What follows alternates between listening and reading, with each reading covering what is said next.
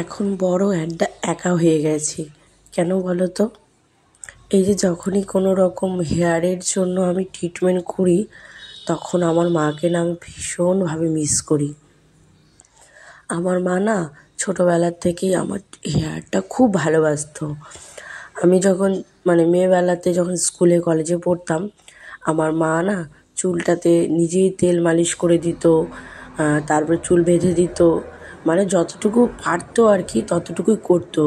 আর সত্যি কথা বলতে গেলে চুল তো কাটতেই দিত না, আমি চুপ করে গিয়ে পার্লারে চুল কেটে আসতাম। তো আমার মা না আমার হেয়ারটা খুব পছন্দ করতো। আমি অনেক ট্রিটমেন্ট করতাম ঠিকই চুলটাতে, কিন্তু কি বলো তো, সবটাই ঘরোয়া পদ্ধতিতে। আজকে তোমাদেরকে না হয় একটু আমার হেয়ার ট্রিটমেন্টের কিছু গল্প শোনাই, তার সাথে সাথে আমার মায়েরও কিছু কথা তোমাদের সাথে শেয়ার করি। এখন তো দেখতেই পাচ্ছ চুল উঠতে উঠতে একদম চুল কমে গেছে। আর কি বলবো বলো, আগে আমার অনেক চুল ছিল, অনেক হেয়ারের জন্য আমি ট্রিটমেন্ট করতাম, সময় বার করতাম। এখন আর সেই সময়গুলো হয় না। আগে চুলটা সিল্কি ছিল এত পরিমাণে, একটা ক্লিপ যদি চুলের মধ্যে লাগাতাম, সেটা আপনা আপনি খুলে পড়ে যেত। এরকম ধরনের চুলটা সিল্কি থাকতো। হ্যাঁ, সেরকমভাবে মাথায় কিন্তু কোনো তেল আমি ইউজ করতাম না। কোনো দিন ওই নারকেল তেলটাকে একটু হালকা গরম করে নিয়ে মাথায় মাসাজ করে দিত আমার মা। সবসময় তাই বলে করতাম না, কারণ কি বলো তো, আমি আবার মাথার মধ্যে তেল দিয়ে থাকতে পারি না, আমার আবার মাথা ব্যথা উঠে যায়। যার জন্য আমি তোমার রাত্রেবেলা যদি তেল ইউজ করি, সকালবেলা ঘুম থেকে উঠেই আগে শ্যাম্পু করে নিই। এটা আমার করতেই হয়, নাহলে না আমার মাথা ব্যথা উঠে যায়। আর এখন তো বিয়ের পরে একদমই সময় হয়ে ওঠে না যে একটু নিজের জন্য কেয়ার করব, নিজের জন্য ভালো রাখাটার চেষ্টা করব। সবসময় তো তোমরা দেখো একা হাতে সব কিছু করি, একদমই সময় হয় না। তো চেষ্টা করি, বাড়িতে যখন যাই তখন মা আমাকে একটু তেল মালিশ করে দেয়, বললেই অবশ্য করে দেয়, বলবো না যে করে না, সে বললেই করে দেয়। কিন্তু আমিও তো সময় সাপেক্ষ করে চলি, আমারও সেরকমভাবে বলে হয়ে ওঠে না, কারণ সময়ের খুব অভাব। আর একদমই সময় পাই না মাম্মামটার উপর কেয়ার করার পরে, খাওয়া দাওয়া, ঘর গোছা, এটা ওটা করতে না নিজের জন্য একদম সময় হয় না। আর যা পরিমাণে চুল উঠে, কিছু বলারই ভাষা নেই। তো আজকে একটু ভাবলাম যে অনেক দিন থেকে চুলটাকে একটু ভালো কেয়ার করা হয় না, তো একটু অয়েল ম্যাসাজ করে দিচ্ছিলাম। তো অয়েল ম্যাসাজ করতে করতেই ভাবলাম যে তোমাদের সাথে তাহলে কয়টা কথা শেয়ার করি।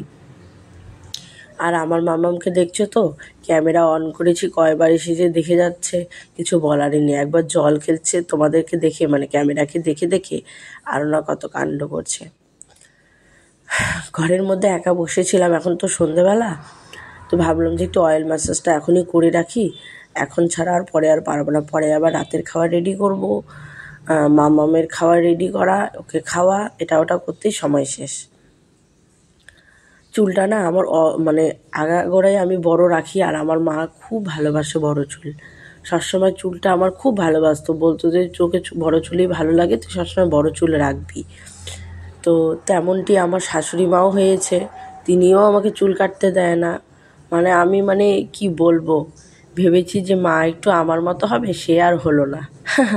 কি আর বলা যাবে, মাও আমার বড় চুল খুব পছন্দ করে, তো যার জন্য আমার চুলটা সেরকমভাবে কাটা হয় না। এত এত চুলগুলো পাতলা হয়ে গেছে, দেখো এত পাতলা হয়ে গেছে না, যার জন্য আমি ভাবি কি কোনো সময় চুলটা একদম ছোট করে কেটে দেব। তো কি করব বলো তো, কিছু বলার নেই। কিন্তু ওই যে বললাম যে এক মা নেই তো কি হয়েছে, আরেক মার ওপর কোনো ওরকম কথা বলা যাবে না, সে বললেই কিন্তু রেগে যাবে। তো যাই হোক, মা যেহেতু কাটতে দেয় না, সেহেতু চুলটা কাটা হয় না। আর দেখো যত পরিমাণে চুল ওঠে, জয়বাড়ি চুলে হাত দেবো ততবারই চুল উঠতেই থাকবে। তো একটু ভালো করে আজকে একটু অয়েল ম্যাসাজ করে নিলাম। আমার মা না সত্যি কথা বলতে গেলে, যে আমার মা এত ভালোবাসতো হেয়ারটা, আমি মাসে 1-2 বার যদি হেনা করতাম, মা কিছু বলতো না। কিন্তু ওই পার্লারের কোনো রকম ট্রিটমেন্ট আমার মা করতে দিত না, আগাগোড়াই করতে দিত না। মানে বলে কি না পার্লারে গিয়ে কিছু করতে হবে না। আর আমার বাবার একটাই কথা যে ভগবান যেভাবে দিয়েছে ওইভাবেই চলতে হয়, ওইভাবেই তো থাকতে হয়, এর উপর বেশি কাজ করা যায় না, করলে সেই জিনিসটা খারাপ হয়ে যায় এরকম বলে। তো যাই হোক, এতদিন তো যেভাবে যেরকম চুলটা ছিল সেরকম করেই চুলটা রেখে দিয়েছি। তো এখন আর বরের ওপর একটু আশা করে বর যখন বলে তখন ওই একটু স্পা করে আসি এই আর কি। তো তাও আমি বেশি দিন থেকে স্পা করি না, জাস্ট রিসেন্ট 1 বছরও হয়নি এখন করছি আর কি। আগে তো করতাম না, আগে যেমন চুল ছিল তেমনিই থাকতো, ওইভাবেই আমি চুলটা কেয়ার করার চেষ্টা করতাম। সবাই খুব ভালোবাসতো আমার চুলটাকে, কিন্তু না এখন এত ওই যে সবাই এত ভালোবাসতো, এখন চুল উঠতে উঠতে উঠতে উঠতে একদম পাতলা একটা পাটকাঠি হয়ে গেছে এরকম একটা।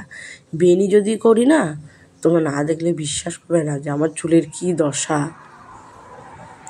তো এই যে চুলটাকে এখন তেল দিলাম, এখন মানে আঁচড়ে নিচ্ছি। চুল আঁচড়াতেও ইচ্ছে করে না, কিচ্ছু করতে ইচ্ছা করে না। কেউ যদি করে দিত খুব ভালো হতো, কিন্তু কে আর করে দেবে বলো, একারটা তো একা একাই করতে হবে। এই ভাবনা চিন্তা করে আজকে কিন্তু নেমে পড়েছিলাম তেল দিতে। তো তেল দেওয়া এখন কমপ্লিট, এখন চুলগুলো আঁচড়ে বেনি করে নেব। চুলটা না তেল দেওয়ার পরে না এই খালি রাখতে ইচ্ছে করে না, তার জন্য আমি বেনি করে নিই। বেনিটাও সেরকমভাবে করা হয় না। তো যাই হোক, আমার চুল ওঠার গল্প তো চলতেই থাকবে, সেটা কোনোদিনও শেষ হবে না। তোমাদের কি খবর তোমরা একটু জানিও।